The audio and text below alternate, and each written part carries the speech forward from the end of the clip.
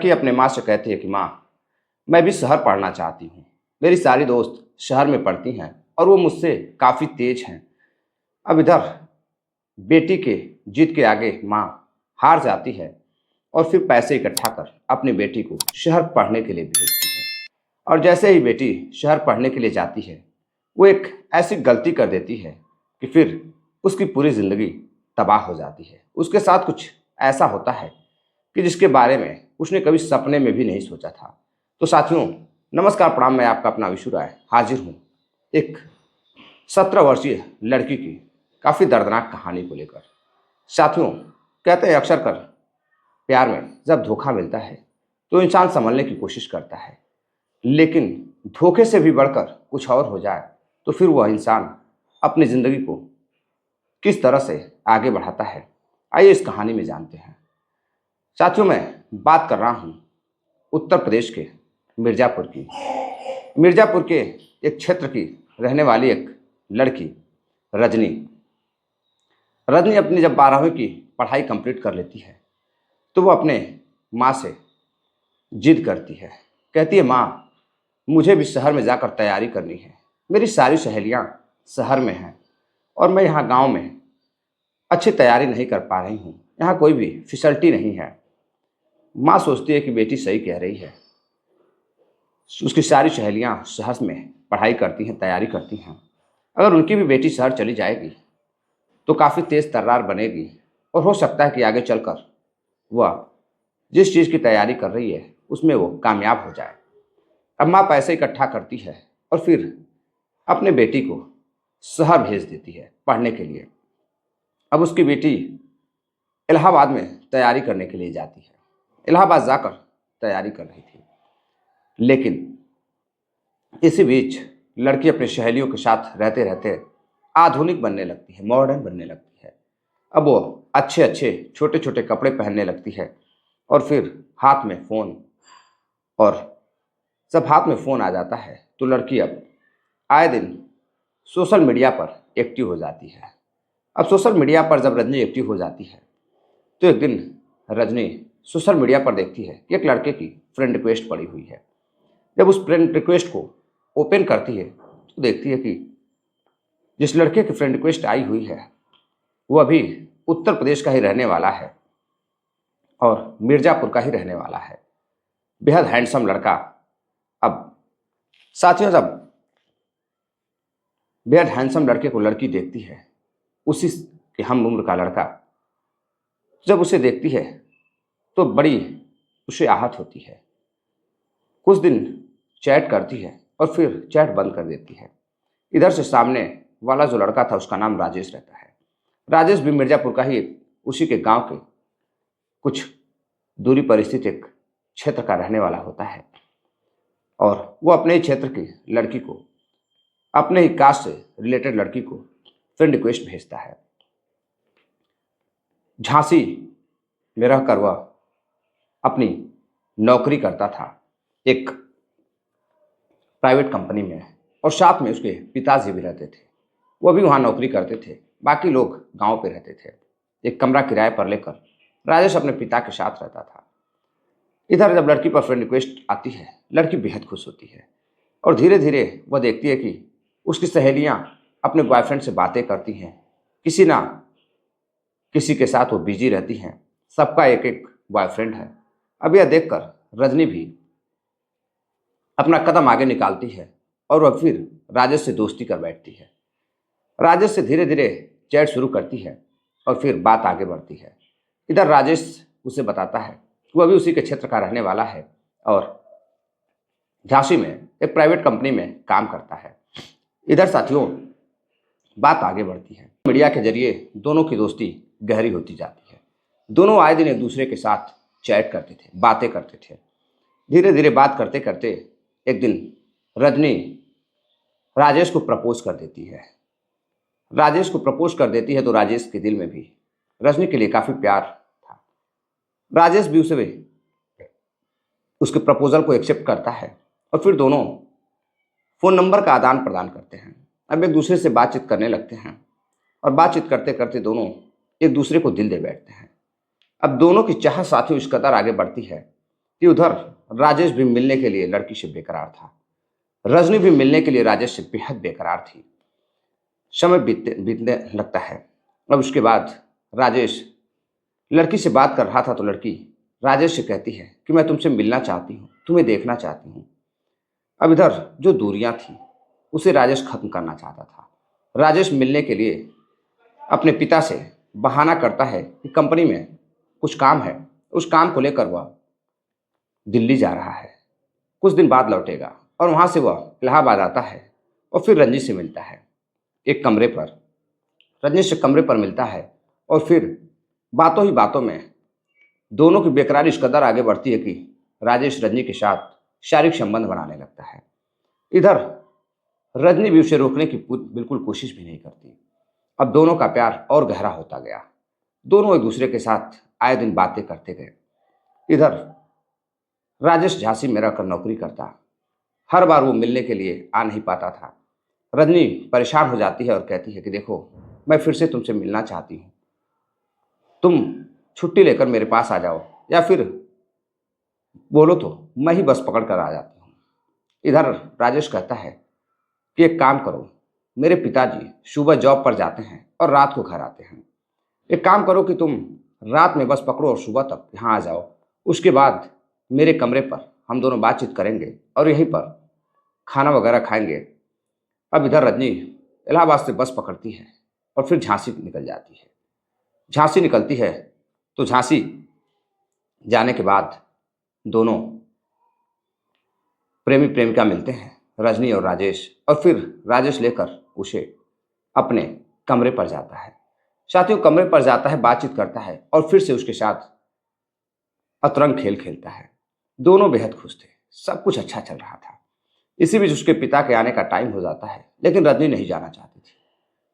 राजेश कहता है कि तुम्हें जाना होगा क्योंकि पिताजी के आने का टाइम हो चुका है। अब इधर उसे फिर से बस पर बैठाता है और रजनी अपने इलाहाबाद कमरे पर जाने के लिए बस पकड़ लेती है और फिर इलाहाबाद पहुंच जाती है। अब यहाँ आए दिन दोनों की बातचीत होने लगती है और फिर से रजनी को पता चलता है कि राजेश अपने पिता के साथ गांव आने वाला है। छुट्टी लेकर राजेश अपने पिता के साथ गांव आता है किसी काम से, तो रजनी भी अपने गांव आती है। छुप छुप कर दोनों एक दूसरे से मिलते रहते हैं। कहीं भी किसी को इसकी जानकारी नहीं थी। अब इसके बाद राजेश रजनी से कहता है कि देखो, मैं तुमसे शादी करना चाहता हूँ, तुम मुझे बहुत अच्छी लगती हो। और यह बात सुनकर रजनी का जो प्रेम था, जो विश्वास था, राजेश के प्रति और बढ़ जाता है। अब वह उसे और टूट कर चाहने लगती है। इधर राजेश फिर झांसी चला जाता है अपने पिता के साथ और रजनी इलाहाबाद चली जाती है। फिर रजनी राजेश से मिलने के लिए उसके कमरे पर जाती है और फिर उसके साथ अतरंग खेल खेलती है। इधर कई बार राजेश रजनी को अपने कमरे पर बुलाया करता था। एक दिन कहीं से उसके पिता को जानकारी हो जाती है कि राजेश किसी लड़की से बातें करता है और उसे कमरे पर भी लेकर आता है, लेकिन वो पूछने की हिम्मत नहीं जुटाता है। अब वो सोचता है कि चलो किसी न किसी दिन दोनों से मुलाकात जरूर होगी। अब इधर समय बीतता जाता है। 17 मार्च का समय 17 मार्च का दिन रहता है, साल 2025। इधर बार बार राजेश उस लड़की के साथ अतरंग खेल खेलता था, शादी का झांसा देता था, लेकिन जब शादी की बात करती थी 17 वर्षीय रजनी, तो राजेश किसी न किसी बहाने से टाल दिया करता था। एक दिन लड़की जिद पर आ जाती है और कहती है कि मैं तुम्हारे पिताजी से मिलना चाहती हूँ, मैं उनसे बातें करना चाहती हूँ। राजेश कहता है कि देखो, ये इतना आसान नहीं है, मेरे पिताजी काफ़ी खड़ूस दिमाग के हैं, तुम उनसे नहीं मिल सकती हो, कुछ दिन और सब्र करो, मैं बहुत जल्द तुमसे शादी कर लूँगा। अब शादी का झांसा देकर अपने प्रेम जाल में फंसाकर करीब 15 से 20 बार उसके साथ शारीरिक संबंध बनाता है राजेश। कभी इलाहाबाद जाता तो कभी अपने कमरे पर बुला लिया करता था। इधर लड़की घर से पैसे लेती थी और उस पैसों को पढ़ाई की जगह राजेश के प्रेम में खर्च कर दिया करती थी। इधर घर परिवार को कुछ भी पता नहीं था। अब 17 मार्च का दिन आ जाता है। इधर रजनी उसे शादी की बात करती है। राजेश कहता है कि देखो, आज मिलने का बहुत मन कर रहा है, कल सुबह पिताजी फिर से सुबह कंपनी में काम के लिए जाएंगे, एक काम करो कि फिर से बस पकड़ लो और मेरे पास आ जाओ। फिर मैं तुमसे बहुत जल्द शादी कर लूंगा। अब इधर रजनी फिर से बस पकड़ती है और अपने प्रेमी राजेश से मिलने के लिए 17 मार्च को सुबह पहुंच जाती है। और फिर दोनों बंद कमरे में एक दूसरे के साथ अतरंग खेल खेलते हैं। तभी कहीं से उसके पिता, राजेश के पिता पप्पू को पता चल जाता है कि उसके कमरे पर कोई लड़की आई हुई है। अब इधर कंपनी से तकरीबन 8 से 9 बजे वो घर पहुंचता है, और जब घर पहुंचता है तो देखता है कि कमरे पर लड़की मौजूद है। अब इधर लड़का उसे लेकर जाने ही वाला था कि उसका पिता आ जाता है और लड़की और लड़के को दोनों को एक साथ पकड़ लेता है। जब पकड़ लेता है तो लड़के से पूछता है कि बेटा ये कौन है। लड़का कहता है कि मेरी दोस्त है, मैं इसे छोड़ने के लिए लेकर जा रहा हूँ। और जब लड़की से पूछता है तो लड़की कहती है कि मैं इससे बेहद प्यार करती हूँ अंकल जी, मैं इससे शादी करना चाहती हूँ। अब उसका पिता कुछ सोचता है और पूछता है कि तुम लोग कितने दिनों से एक दूसरे को जानते हो। राजेश बताता है कि तकरीबन 1-2 साल से दोनों एक दूसरे को जानते हैं। अब इधर राजेश का पिता पप्पू अपने बेटे को कहता है कि एक काम करो, मैं इसे बस स्टैंड पर छोड़ कर आता हूँ, तुम अपने कमरे पर ही रहो, मैं लड़की को सेफ तरीके से छोड़ कर आता हूँ। अब इधर राजेश का पिता पप्पू अपने बेटे की प्रेमिका को बाइक पर बिठाता है और फिर लेकर झांसी की तरफ बस स्टैंड की तरफ बढ़ता है। लेकिन बीच में एक सुनसान जगह आती है और एक फुलवरिया का जंगल लगता है। वहीं पर ले जाकर पप्पू बाइक को रोक देता है। तकरीबन रात 11 से 12 के बीच की यह घटना, लगभग 11:40 या 11:45 हो रहे होंगे लड़की के बताने के मुताबिक। लड़की जैसे ही देखती है कि सन्नाटा है और उसके पिताजी ने शादी की बात कर कर बिल्कुल लड़की को भरोसा दिलाकर और उस जंगल में बाइक को रोकते हैं। लड़की पूछती है, अंकल जी ये क्या कर रहे हैं, यहाँ सुनसान जगह पर बाइक क्यों रोक दी, कहीं कोई आ जाएगा, कोई बात हो जाएगी तो फिर क्या होगा। पप्पू कहता है राजेश का पिता कि बेटी चिंता ना करो, मैं हूं। तभी सुनसान जगह पर लड़की को अंदर लेकर जाता है जंगल में और उसके साथ दुष्कर्म करता है। अपने ही बेटे की प्रेमिका के साथ, रंजी के साथ दुष्कर्म करता है और फिर उसे धमकी देता है कि अगर वह यह बात किसी को बताई तो वह उसकी शादी नहीं करवाएगा और उसे यहाँ आने भी नहीं देगा, बेटे से बात भी नहीं करने देगा। अब लड़की डर जाती है। लड़की फिर अपने इलाहाबाद पहुँचती है और फिर वहाँ से वो घर पहुँचती है। जब घर पहुँचती है तो अपने प्रेमी से भी कुछ बता नहीं पा रही थी, राजेश से भी बातें नहीं कर पा रही थी और काफ़ी डरी सहमी लड़की रजनी अपने माँ के साथ घर पर ही रहने लगती है। राजेश का फोन आता तो वो बातें नहीं करती। अब इधर रजनी की माँ एक दिन पूछती है कि क्या बात है, तुम इलाहाबाद नहीं जा रही हो पढ़ाई के लिए, आखिर ऐसी कौन सी समस्या है, आजकल तुम काफ़ी डरी डरी सी रहती हो, बेटा कोई बात है क्या। रजनी कहती है नहीं माँ कोई बात नहीं है, लेकिन माँ तो माँ होती है। वो बार बार अपने बेटी से जिद करती रही और पूछती है बेटा ऐसी कोई भी बात हो तो मुझे ज़रूर बताना जो तुम्हारे जीवन में, तुम्हारे करियर पर धब्बा बने, या कोई भी बात हो मुझे ज़रूर बताना। लड़की रोने लगती है और फिर अपने माँ के कंधों पर अपना सर रखती है और कहती है कि माँ मैं एक लड़के को बेहद प्यार करती हूँ और वो भी मुझसे बातें करता है, मैं उससे अक्सर मिलने जाती थी, कई बार उसने शादी का झांसा देकर मेरे साथ शारीरिक संबंध भी बनाए हैं। जब भी मैं शादी की बात करती तो वो टाल देता था। एक दिन वह शादी की बात करने के लिए अपने घर पर बुलाता है और जब मैं मिलने के लिए गई तो उसके पिता ने हम दोनों को देख लिया और फिर मुझे छोड़ने के लिए बस स्टैंड की तरफ लेकर निकला। रात तकरीबन 11 से 12 बजे की बात है। रात काफ़ी हो चुकी थी, सुनसान रास्ता था और फिर उसी समय उसके पिता ने मौके का फ़ायदा उठाया। अंधेरी रात थी, सुनसान रास्ता था और मेरे साथ अश्लील हरकत की, मेरे साथ यौन शोषण किया, मेरा रेप किया और मैं काफ़ी डरी थी।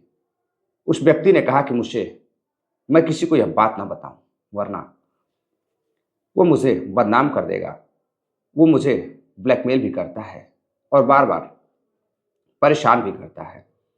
अब बेटी यह बात अपने माँ को जब बताती है, माँ जब यह बात सुनती है तो साथियों वो रोने लगती है।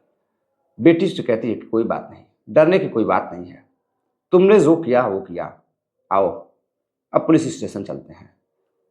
महिला अपनी बेटी को लेकर हलिया पुलिस स्टेशन जाती है और वहां जाकर एफआईआर दर्ज कराती है। उसकी बेटी के साथ पप्पू नामक व्यक्ति जो मिर्जापुर का ही रहने वाला है, उसने रंजनी के साथ रेप जैसी घटना को अंजाम दिया है और शादी का झांसा देकर उसके बेटे ने भी उसका शोषण किया है।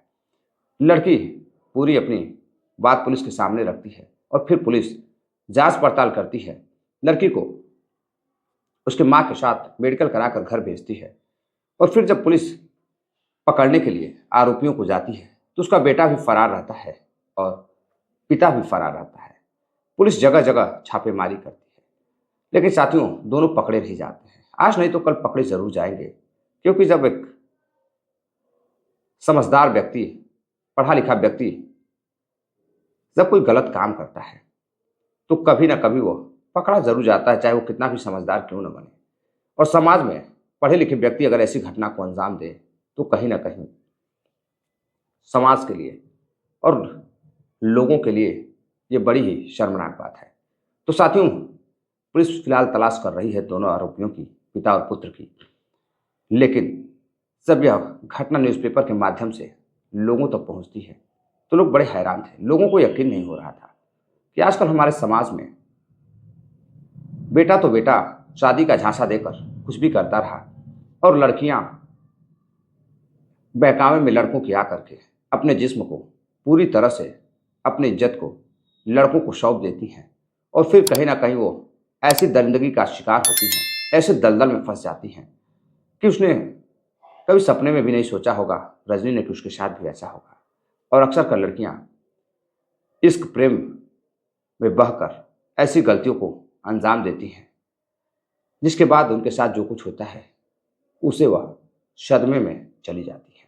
तो साथियों ये थी पूरी कहानी। इस घटनाक्रम को सुनाने का उद्देश्य आपको जागरूक करना है, किसी को हैरान करना या परेशान करना नहीं है। मिलते हैं एक और नई कहानी के साथ, तब तक के लिए आप अपना प्यार दीजिए, सपोर्ट दीजिए, कहानी को ज़्यादा से ज़्यादा शेयर करिए, कमेंट कर अपनी राय जरूर दीजिएगा। नमस्कार, जय हिंद।